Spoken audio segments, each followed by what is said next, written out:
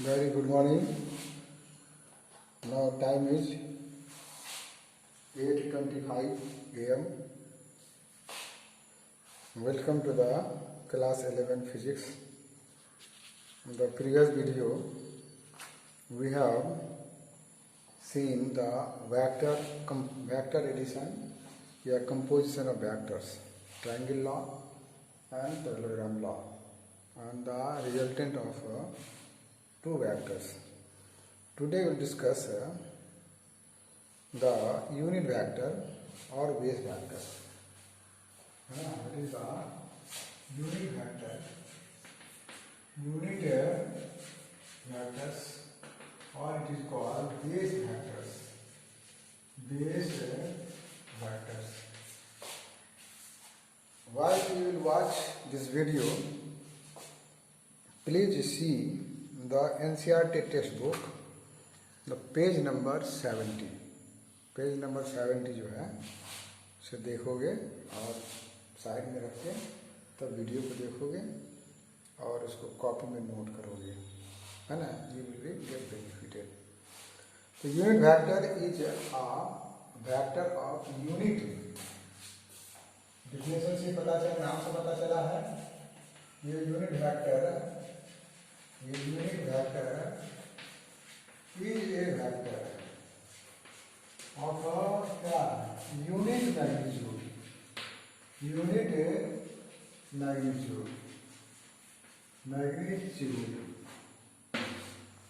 उसका मैग्नीट्यूड जो है ना यूनिट होगा. एंड पॉइंट्स इंगे लेकिन पॉइंट्स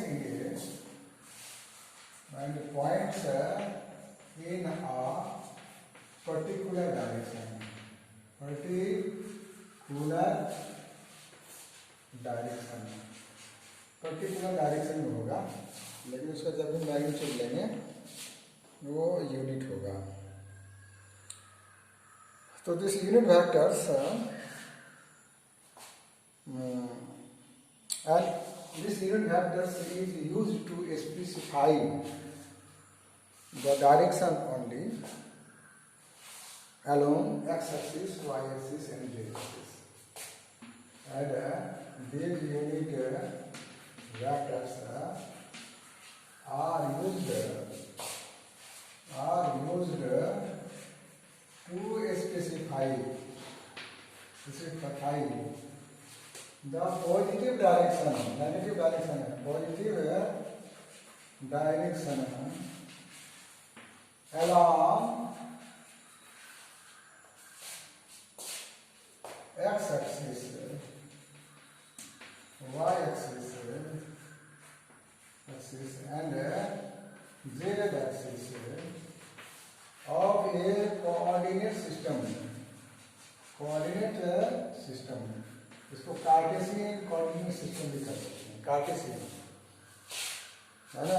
मैथ वाला जो है कोऑर्डिनेट ज्योमेट्री पढ़ा होगा तो वहाँ कार्टेशियन सिस्टम, इसलिए कार्टेशियन कहते हैं कि the concept of coordinate geometry was given by a great mathematician D कार्टे. तो कार्टे से कार्टेशियन हो गया, कार्टेशियन भी बोलते हैं. तो दिस यूनिट वेक्टर्स आर, है ना, coordinate system and denoted by जो unit vector and denoted by i cap, j cap and k cap respectively.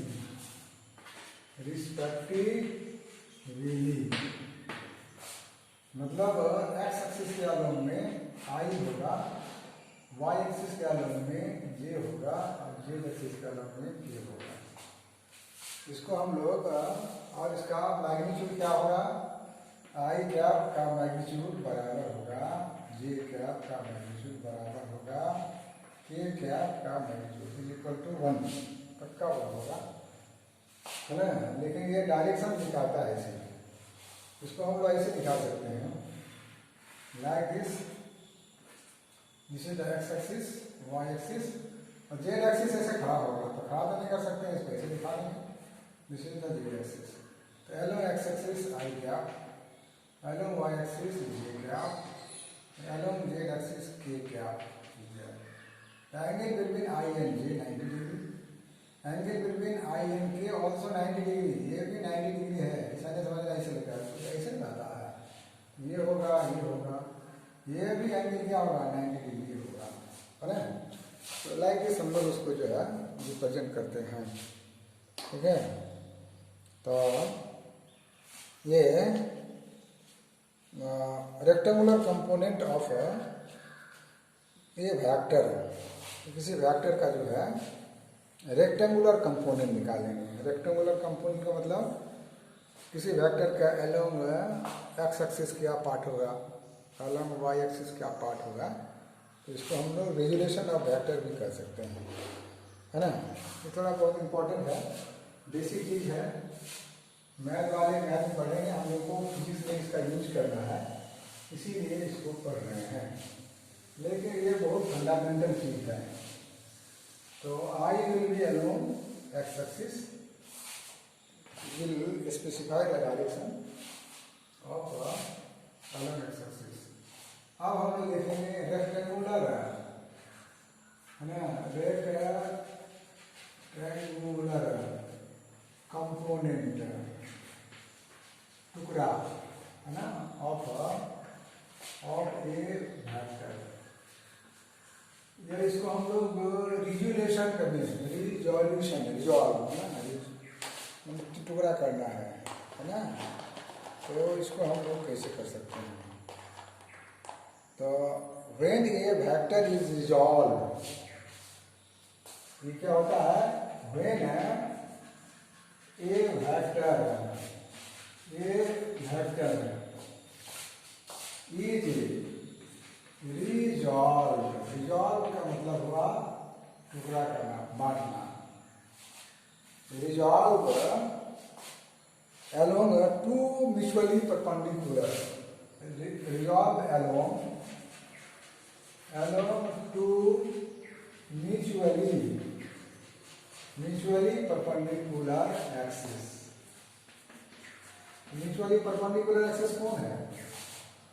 ये x axis और ये y axis का है, एक दूसरे पर परपेंडिकुलर है, या y axis है और ये जेड एक्सिस से दूसरे परपेंडिकुलर है, एक्स एक्सिस और जेड एक्सिस से दूसरे परपेंडिकुलर है। तो जब कोई वेक्टर को जब रिजॉल्व करते हैं, मतलब बांटते हैं, along two mutually perpendicular what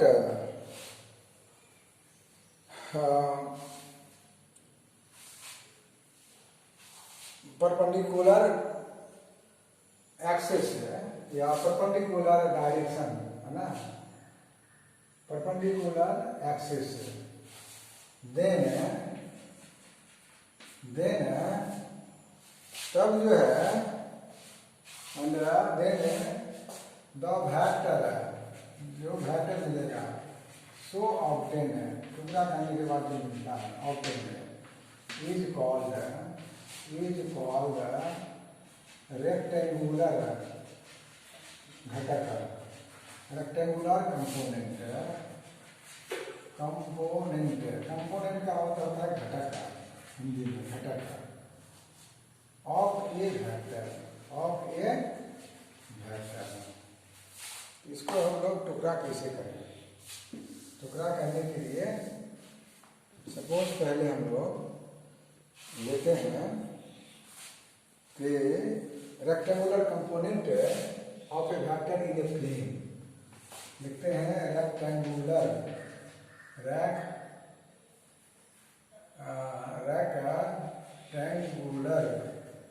component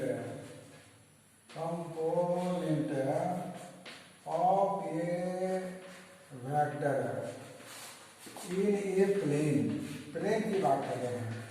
तो प्लेन कैसे बनेगा? प्लेन बनेगा, एक रहेगा y एक्सिस, एक x एक्सिस, तो एक प्लेन हो गया। This is y axis, x axis, this is the origin plane.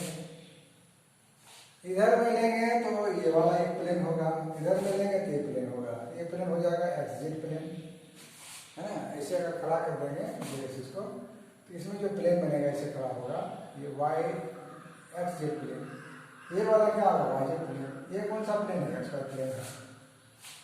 तो सपोज ये वेक्टर है, देयर इज ए वेक्टर, ये वेक्टर इज ए वेक्टर है और ये पी तक गया है, मतलब ओपी वेक्टर बराबर कितना है ए है। कुछ भी मान सकते हैं, मान सकते हैं एक्स वाई जेड। इसका कंपोनेंट लेना है किधर, ये एक्स एक्सिस के साथ थीटा एंगल बना रहा है, इसका कंपोनेंट अलोंग एक्स एक्सिस कितना होगा। यहाँ से परपेंडिकुलर डालेंगे, ये परपेंडिकुलर पीएम होगा और इधर से भी एक परपेंडिकुलर डालेंगे, ड्रॉ ए परपेंडिकुलर, ये परपेंडिकुलर यहाँ आया और इस वैल्यू को एन मान लेते हैं, इसी का एन। यहाँ पे डायरेक्शन देंगे, चूंकि ओरिजिन से ही सब डायरेक्शन देना है, direction will be given from the origin.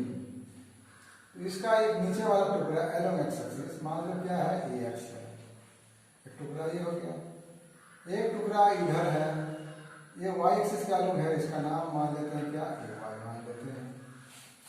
तो ये दो कंपोनेंट हो जाएगा, घटक निकलेगा है ना, ऐसा मान के चलेंगे, ठीक है। अब लेट अस सी, है ना, ये ओपी को उठा के यहाँ ले जाता है, ओपी वेक्टर बराबर ए है, ठीक है। इसका अलोंग एक्स एक्सिस जो कंपोनेंट बना है वो कंपोनेंट कितना है ओ एम का वैल्यू कितना, ओ एम को अगर वेक्टर मानेंगे तो इसको लिखेंगे इसका टुकड़ा ए एक्स इधर होगा और वाई एक्सिस के अलोंग में ओ एन अगर मानेंगे इसका ए का टुकड़ा ए वाई होगा, ए का दो घटक यानी दोनों का सम इसके बराबर होगा। तो देखो बाबू ये जो है ये बराबर ये है, क्योंकि पैरेलल है, ये वाई है तो ये भी ए वाई होगा। तो यहाँ देखो ये ट्रायंगल है, तो by triangle law, by triangle law of addition, triangle law of addition क्या कर सकते हैं, this plus this is equal to this ना, मतलब ओपी बराबर क्या होगा ओ एम प्लस कितना एम पी, क्या होगा एम पी साहिब, एम पी साहिब किसके बराबर है ओ एम, एम पी जो है बेचारा एम पी किसके पैरेलल है ओ एम के पैरेलल है, बराबर क्या कर देंगे ओपी किसके बराबर है A vector is equal to ये क्या है ए एक्स, एक्स के अलोंग एक्स एक्सिस ए का कंपोनेंट प्लस क्या हो जाएगा this is the A Y, ये रिजॉल्व हो गया, ये दो पार्ट में रिजॉल्व हो गया है ना।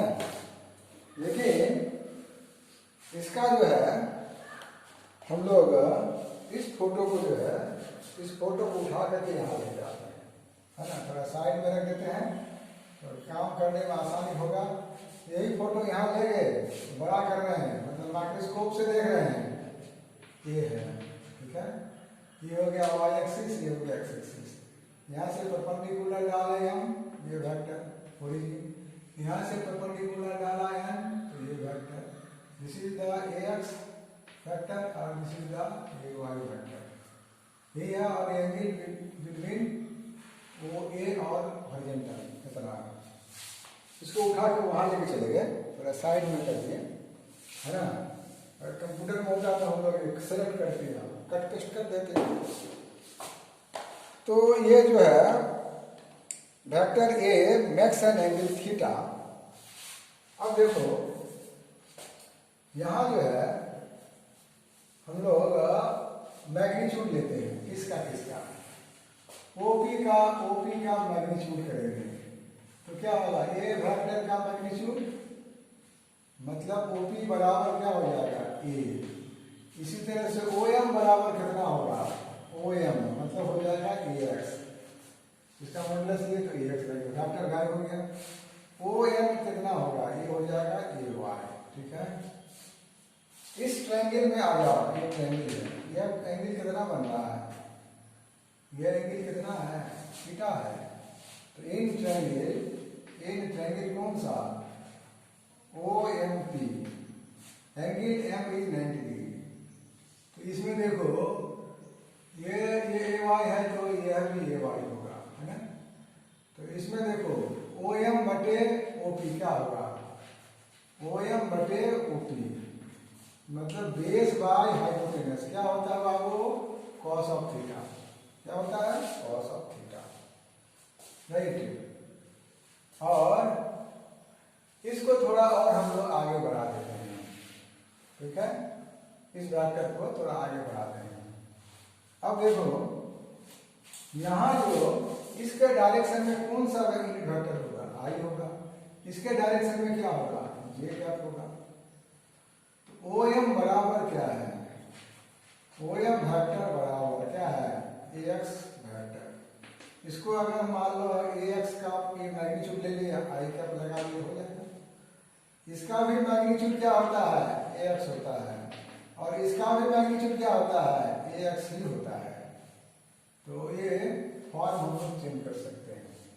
तो सी ए एक्स को क्या लिखेंगे, ए बराबर लिख सकते हैं कितना, ए एक्स इंटू कितना, आई कैप प्लस ये ए वाई इंटू क्या हो जाएगा, जे कैप। ऐसा लिख देंगे, ऐसा लिख सकते हैं, है।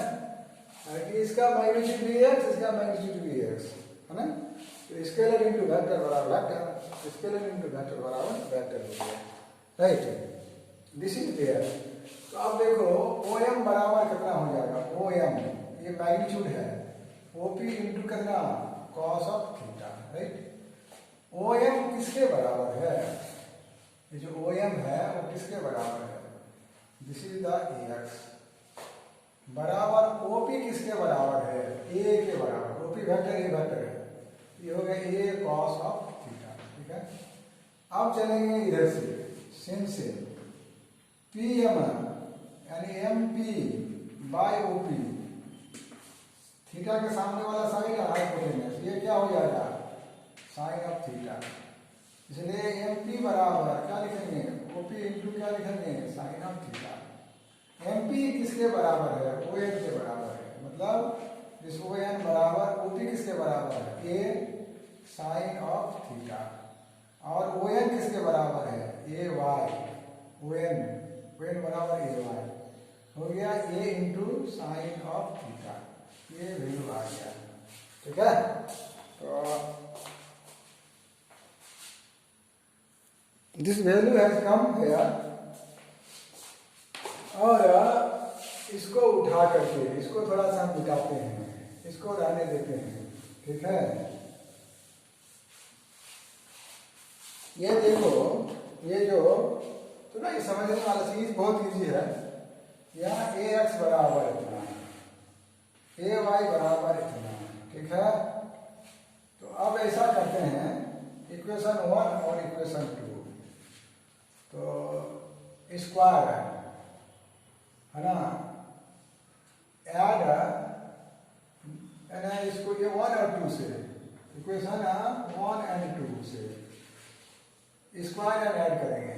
ए एक्स का कितना, होल स्क्वायर प्लस कितना, ए वाई का होल स्क्वायर बराबर, ये लेफ्ट हैंड साइड के स्क्वायर का सम हुआ तो राइट हैंड साइड के स्क्वायर का सम होगा, मतलब हो जाएगा a cos theta into square plus a sine theta का क्या हो जाएगा, होल स्क्वायर हो जाएगा। मैंने इक्वेशन 1 में दोनों साइड को स्क्वायर करके सम कर दिए। Add the square of equation, this become A X square plus A Y square बराबर, इसमें देखो ए स्क्वायर हो गया, यहाँ से ए स्क्वायर हो गया, अंदर में क्या रह जाएगा, कॉस स्क्वायर थीटा प्लस कितना, साइन स्क्वायर थीटा। इसका वैल्यू 1 होता है, क्लास 10 में पढ़ चुके हो। तो इसका मतलब हो गया ए एक्स स्क्वायर प्लस कितना, ए वाई स्क्वायर बराबर a square. It implies a square बराबर what is there, a x का स्क्वायर प्लस ए वाई का स्क्वायर। इसका मतलब ए बराबर कितना होगा, माने magnitude of the given vector, इस गिवन वेक्टर का मैग्नीट्यूड अंडर रूट दोनों कंपोनेंट के स्क्वायर के किसके बराबर होगा, सब के बराबर होगा। ऐसे मैग्नीट्यूड निकालेंगे। देखो ए वेक्टर बराबर ए एक्स आई प्लस ए वाई जे अगर होगा है, इसको मिटा रहे हैं। अगर मान लो यहाँ लिख रहे हैं, मान लो ए वेक्टर बराबर ए एक्स आई प्लस कितना ए वाई जे अगर है, इसका भी मैग्नीट्यूड इसका भी मैग्नीट्यूड, ये मैग्नीट्यूड अगर लेंगे तो क्या आ जाएगा, ये आ जाएगा। कैसे आ जाएगा, ए बराबर डायरेक्ट लेंगे कितना ए एक्स स्क्वायर प्लस कितना ए वाई स्क्वायर, आई जे के क्या हो गया, गायब हो गया है ना। इसी प्रकार मान लो कोई वेक्टर है, तो पोजीशन वेक्टर की बात किए थे हम लोग, we have talked about the position vector है ना। इसका अगला हेडिंग जो है हम लोग देखेंगे द पोजीशन वेक्टर है ना। तो मान लो हाँ, तो इसका जो है ना ये रिजल्टेंट आ जाएगा अगर मिल जाए कहीं वेक्टर। मान लो कोई आर वेक्टर बराबर क्या है ए आई प्लस कितना बी जे है, इसका मैग्नीट्यूड करेंगे तो क्या करेंगे, आर का वैल्यू क्या लिख देंगे, अंडर रूट करेंगे। जैसे ये हुआ ए का स्क्वायर प्लस कितना आ जाएगा बी का स्क्वायर। सिमिलरली अगर कहीं मिल गया आर बराबर 3i प्लस 2j मिल गया आर वेक्टर बराबर, इसका मॉडुलस मतलब अंडर रूट आई के बगल वाला कोफिशिएंट कहाँ है, आई के बगल वाला कोफिशिएंट मतलब 3 का स्क्वायर प्लस 2 का स्क्वायर, आर बराबर अंडर रूट 9 प्लस 4 बराबर रूट अंडर कितना हो जाएगा 13, मैग्नीट्यूड निकल जाएगा। ठीक है, तो अब जो है इसका जो है एंगल कितना होगा, कितना एंगल होगा, एंगल तो हम लोग डायरेक्ट निकाल लेंगे। We can make a angle हम लोग कर सकते हैं। ठीक है, ये यहाँ भी सोच सकते हो, इसको ऐसे भी देख सकते हैं। ये इसका ये पी पॉइंट है, तो इसका कोऑर्डिनेट कितना होगा एक्स वाई होगा, क्योंकि एक्स वाई प्लेन में है।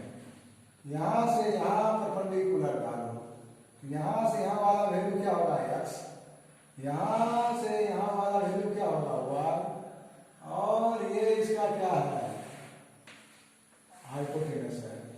तो ये मान लो ये वेक्टर हो गया, क्या हो गया, ये इसका मैग्नीट्यूड है। तो इसको निकालेंगे तो क्या होगा, निकालेंगे तो ये हो जाएगा कितना, ये मान लो आर है, तो आर बराबर कितना लिखेंगे एक्स स्क्वायर प्लस कितना लिख देंगे वाई स्क्वायर। लेकिन वेक्टर फॉर्म में जब लिखेंगे आर वेक्टर लिखेंगे तो क्या लिखना पड़ेगा एक्स इंटू आई, कितना एक्स इंटू आई प्लस कितना होगा ये जे वेक्टर, तो क्या लिखेंगे वाई इंटू जे, और इसका मैग्नीट्यूड करेंगे तो क्या करेंगे ये वाला लिख देंगे, है ना। ऐसे याद रखना है। I am not teaching the mathematics, I am teaching the vector and the concept of the vector so that we can apply this concept to derive the physical relations, the physical phenomena को कैसे हम लोग relate करेंगे। तो इसी में जो है कि प्लेन है एक्स वाई, प्लेन है एक्स वाई हो गया। अब इसमें हम लोग निकालेंगे क्या, इसमें निकालेंगे एंगल, कितना स्लोप है रिजल्टेंट का। तो टेन ऑफ थीटा बराबर परपेंडिकुलर मतलब ए वाई बटे कितना हो जाएगा ए एक्स हो जाएगा, ये स्लोप आ जाएगा। मतलब थीटा बराबर क्या लिख देंगे टेन इनवर्स ए वाई बटे कितना हो जाएगा ए एक्स निकल जाएगा ऐसे। अब जो है ये तो प्लेन के लिए है, तो अब जो है निकालेंगे हम लोग what is there the for rectangular component of vector in 3 dimension. Rectangular dimension of a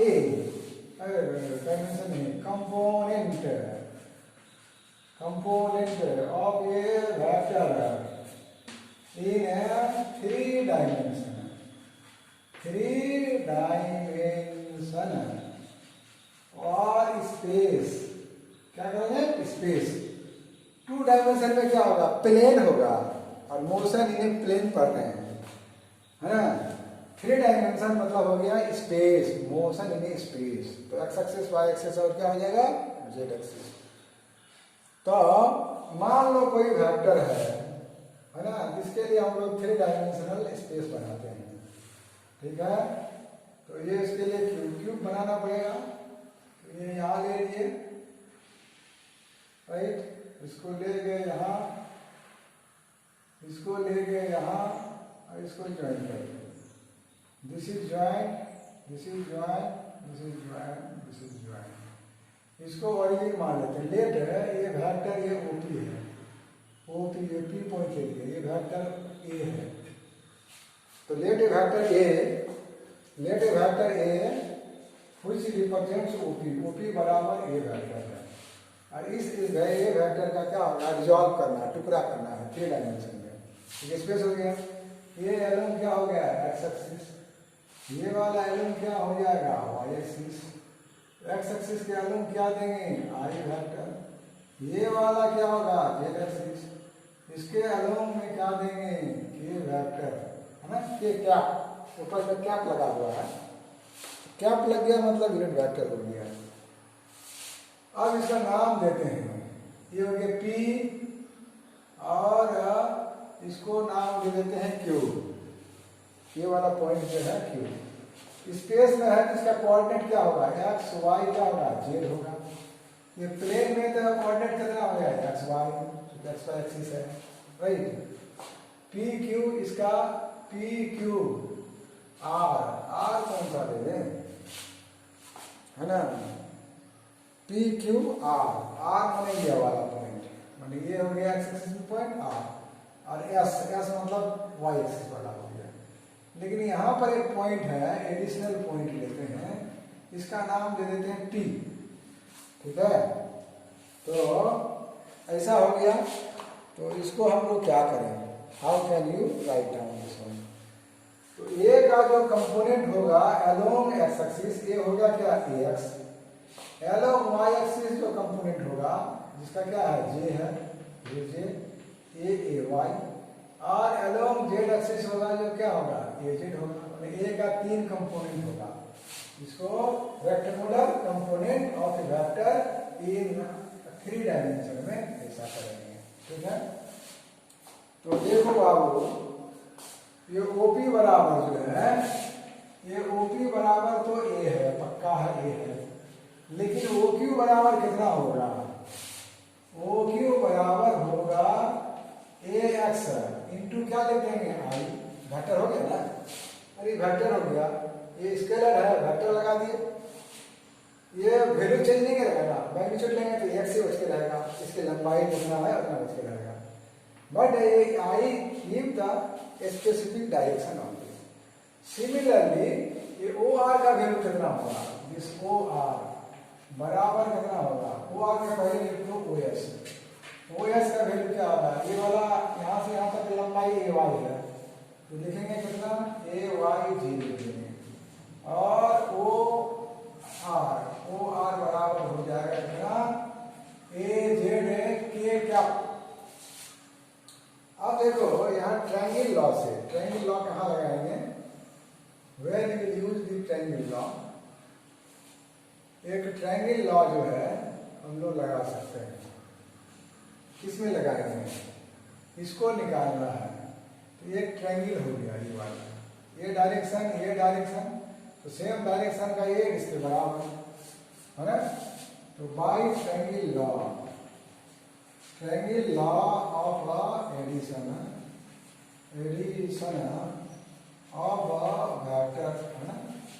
तो देखो ओपी बराबर क्या लिख सकते हैं, ओपी बराबर ओटी वेक्टर, ये वेक्टर है उसे प्लस क्या होगा, प्लस है टीपी, प्लस क्या होगा, टीपी वेक्टर होगा। तो ये डायरेक्शन से ये ओपी बराबर ओटी प्लस टीपी किसके बराबर है, ये हाइट के बराबर है ना, वैल्यू ऑफ ओएस। इक्वेशन 1 कर दो, ठीक है। इक्वेशन 1 रख दिए। तो नाउ यू सी ये देखो, ये वाला जो है, ये वाला क्या है, ये व्हाट इज दिस, ये पैरेललोग्राम, ये पैरेललोग्राम है, इसका ये क्या है, डायगोनल है। तो by parallelogram law, by parallelogram law से क्या करेंगे, डायगोनल होता है रिजल्टेंट, रिजल्टेंट मतलब दिस ओ टी बराबर क्या होगा, ये रिजल्टेंट जो होगा किसके बराबर होगा, O S O R plus कितना होगा, ओ क्यू, क्या हो जाएगा, ओ क्यू प्लस क्या होगा, ओ आर। देखो हम लोग जो पढ़े हैं उसको देखो, ये जो बनता था ऐसा पैरेललोग्राम, इसका डायगोनल होता था रिजल्टेंट, ये था ए, ये था बी, तो आर बराबर कितना होगा, आर बराबर होता था ए प्लस बी ना, ए बी है तो ए बी हो जाएगा, दिस प्लस दिस बराबर कितना। तो उसी तरह से यह बेचारा है ओ क्यू, तो ये भी ओ क्यू हुआ, इसका मतलब 20 प्लस 20 बराबर 20, सिंपल याद रखेगा। अब ओ टी के जगह पर हम लोग by equation, from equation since O P बराबर क्या है, ओ टी प्लस है ओ एस है, ओ टी के जगह पर क्या रख देंगे, है ना, ये लगता है नहीं दिखेगा, है ना, नीचे हो रहा है, इसको थोड़ा सा हम इधर ले जा रहे हैं, सही, इसको ऊपर ले जा रहे हैं, किसको ले जा रहे हैं ऊपर, ये वाला को ऊपर ले जा रहे हैं यहाँ। तो ओ पी बराबर कितना है, ओ पी बराबर है ओ टी प्लस कितना, O T plus O S. OT का वैल्यू कितना निकला है, यहाँ देखो, इसी का वैल्यू ऑफ ओटी, ओटी का वैल्यू निकला है O Q plus O R plus कितना ओ एस, तो ओपी हो जाएगी, यानी ये ओपी बराबर है क्या हो जाएगा, इसको सिस्टमेटिक करेंगे, ओ क्यू किसके बराबर है, देखो तो ये है, मतलब ए एक्स आई प्लस, और ओ आर किसके बराबर है, यहाँ देखो ओ आर बराबर कितना है, ए जेड कितना है, ए जेड के, और ओ एस बराबर है ए वाई जे, ये सिचुएशन है। अब इस सिचुएशन को हम लोग थोड़ा सिंपली हैंडल करते हैं, राइट, मिटा रहे हैं। इतना डेप्थ में जाने की जरूरत नहीं थी फिजिक्स के लिए, डायरेक्ट फार्मूला लिख देते, याद कर लेता, हो जाता, लेकिन थोड़ा सोचे कि एक्सप्लेन कर देते हैं ताकि परमानेंट हो जाए। तो दिस ओ पी